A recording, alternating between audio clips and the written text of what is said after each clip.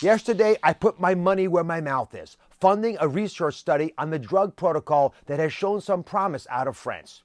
You heard directly from the researcher here exclusively yesterday.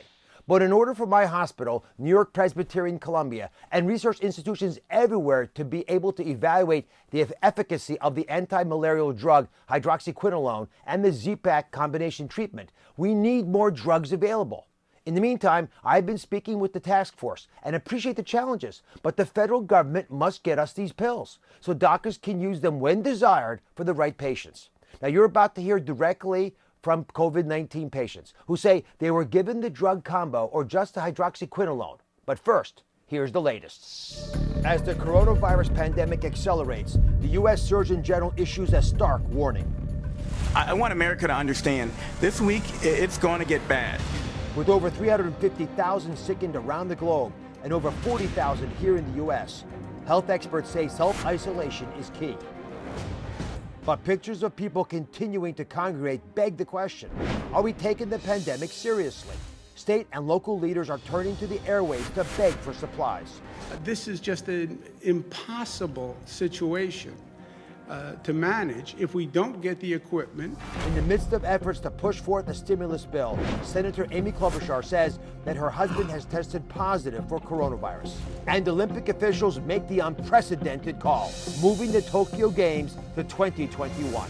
Meanwhile, a glimmer of hope. New York Governor Andrew Cuomo announced his state will begin testing 2 new coronavirus treatments, the drugs hydroxychloroquine, an anti-malaria drug, and azithromycin, an antibiotic commonly known as Z-Pak, showed promising results in a small study conducted in France. On Monday, the leader of that study, Dr. Didier Raoult, exclusively spoke to America for the first time right here on our show. But were there differences in pneumonia and hospitalization rates and recovery times? We specifically are looking on this. So I expect next week we get the papers that report the clinical effects. Are you optimistic that you'll show clinical benefit? Oh, very, very optimistic. And actor Daniel Day Kim threw his support behind the drug combo, calling it the secret weapon in his coronavirus recovery. And after that stunning interview yesterday, more breaking news. After the French study, the world is now revisiting the promise of this new therapy. In China, there are reports from astute doctors at one hospital that they noticed no patients coming into the facility suffered from lupus. And none of the lupus patients who came to that hospital had COVID-19. One big difference, lupus patients use the drug hydroxychloroquine. Now, Remden Hospital in Wuhan University reportedly did a study where they gave that drug to 20 patients over 2 weeks. And all 20 patients had improvement of their symptoms within 2 days. And 19 out of 20 had less disease show up in their CT scans of their lungs. Now, we're working to confirm this in other pilot studies. If reports are accurate, it helps to confirm beliefs in Dr. Raoult's work from France. But let me be clear, this drug has not yet been approved for coronavirus, and no one should be using the word cure, but it is being used by U.S. doctors to treat some coronavirus patients. And I, like you, want to hear from the patients themselves for their vital instincts. So let's get started. Rio is joining us from his hospital room in Hollywood, Florida. He was just given the anti-malaria drug hydroxychloroquine. So Rio, when did you get diagnosed with COVID-19 and how bad did your symptoms get?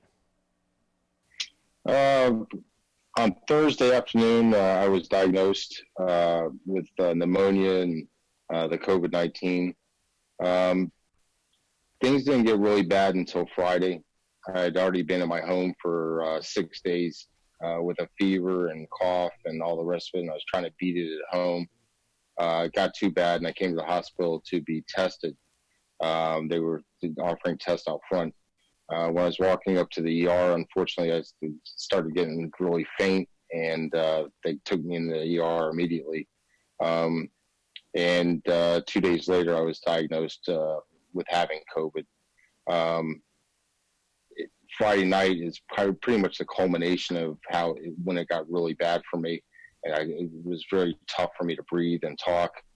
And I, through a friend who had started a prayer line on Facebook, someone called me and said, "Hey, you need to try this." And I asked the doctors about it, and obviously at that point they couldn't authorize it. So they got in touch with an infectious disease doctor who, at that point, after hearing my story, agreed to issue the drug. About 30 minutes later, they gave it to me. That was 6:30 on Friday night. And by 4:45 in the morning, I woke up with no fever, no symptoms, and I felt great since. And they've kept me here for observation probably until tomorrow to make sure. But, by no means can I say I'm cured, because I don't know that, but I can tell you that I don't feel anything anymore.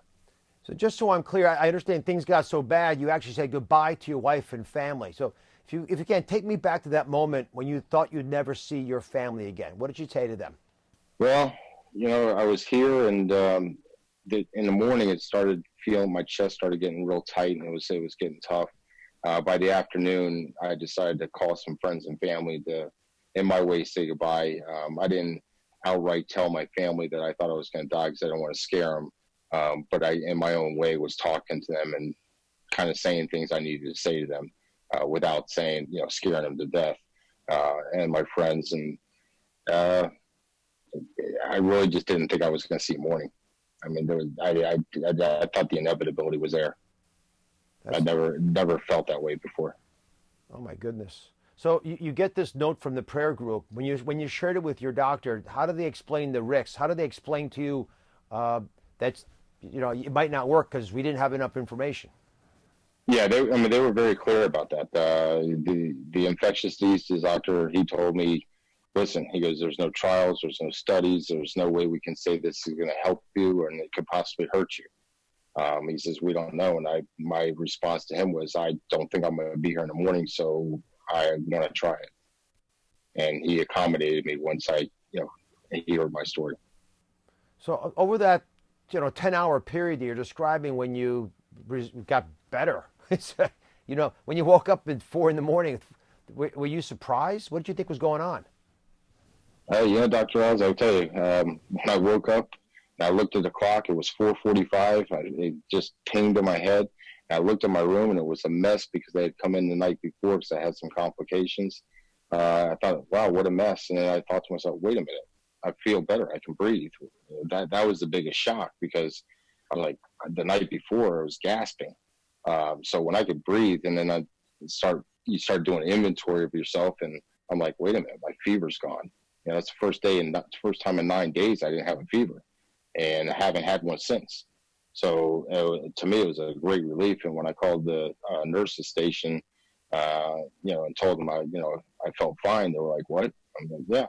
So the nurse came in and took all my vitals, and sure enough, there was no fever. There was, all my vitals were where they should be.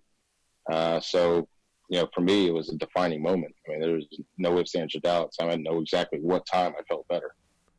Rio, you've probably talked to your doctors, your nurses about your recovery. Are they impressed? Are they surprised? And are they using these medications for other patients, as far as you know?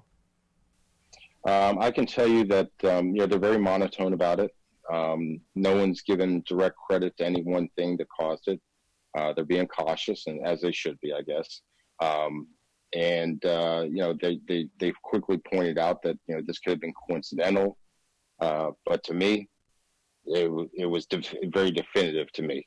I'm no doctor, I'm no scientist, but I'm telling you that if I hadn't have asked for it, I don't think I'd be here. Whoa, that's a pretty firm endorsement. Next time your doctors are in there, I'm just curious. You might want to ask them if they're going to try this protocol on other patients. I'm curious if there's any questions being raised in their mind. It's my belief that this is being used on other patients. Oh, well, then maybe you've already had an impact. Well, listen, thank you very much for joining us. I'm glad you're doing better, and I hope you continue to recover. Thank you, Dr. Ross.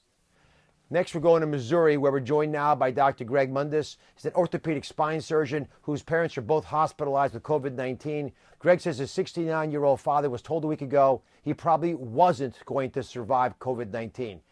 He was given hydroxychloroquine along with different IV antibiotics. So, Greg, how have things changed since your dad was put on hydroxychloroquine?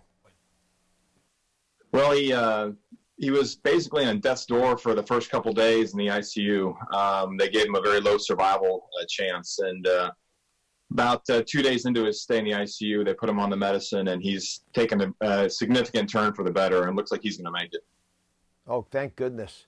So I know you're a physician, and I understand your dad was told that if he continues to improve, he could leave the hospital pretty quickly. Are you surprised at what's going on with him since taking that medication? And do you think it's because he was put on the hydroxychloroquine? Well, it certainly was a piece of it, no question about it. I think the fact that he got it a little bit later in the disease process makes it a little bit not so clear cut. He was on a ventilator, his kidneys failed, had to go on dialysis. So a little bit of a muddy picture, I'd say, not quite as clean as if we had caught it earlier and put him on the drug earlier. Now, your 68-year-old mom, Sandra, is also sick, and she's actually a little bit higher risk, and her dosage for the hydroxychloroquine had to be adjusted. Can you explain what went down with her?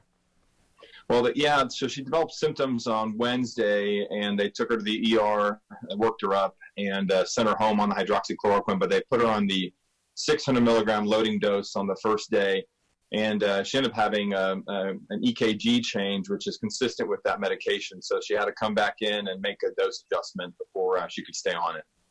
And is she doing okay on the medication? Otherwise, do you think it affected her course? I'm pretty convinced it's going to have a very substantial effect on her course. So she just finished 3 days in the hospital. She's actually being discharged home as we speak.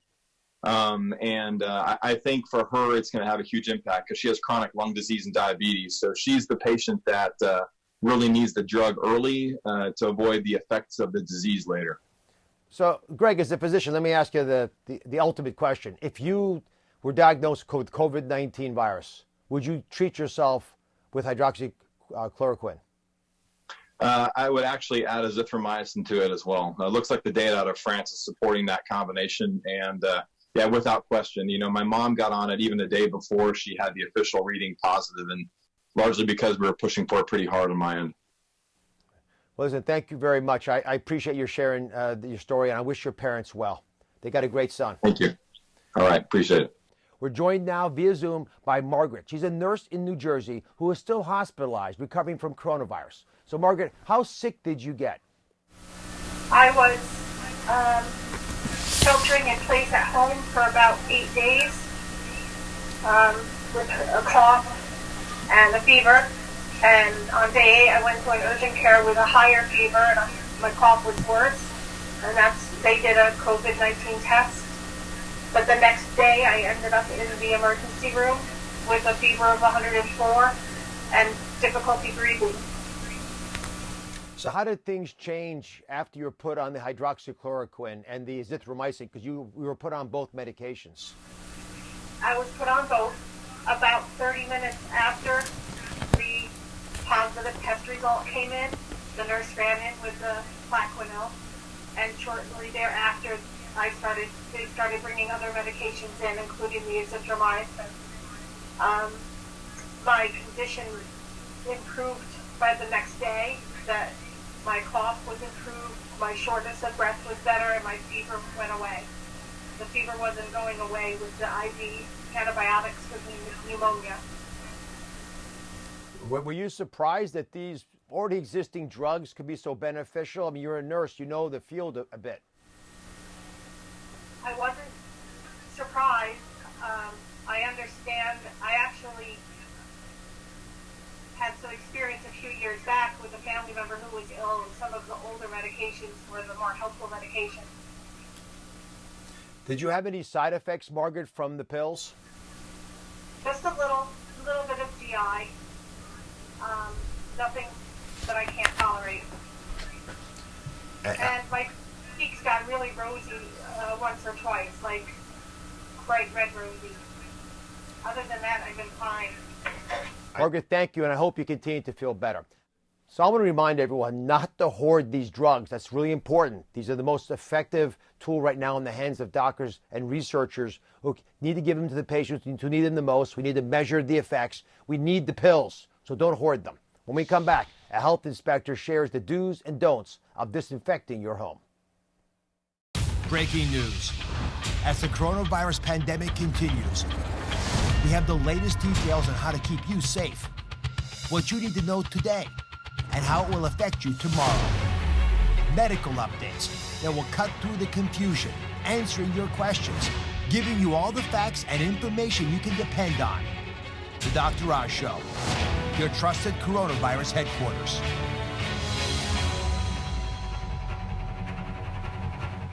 Be sure to subscribe to my channel so you don't miss anything. And remember to check back often to see what's new.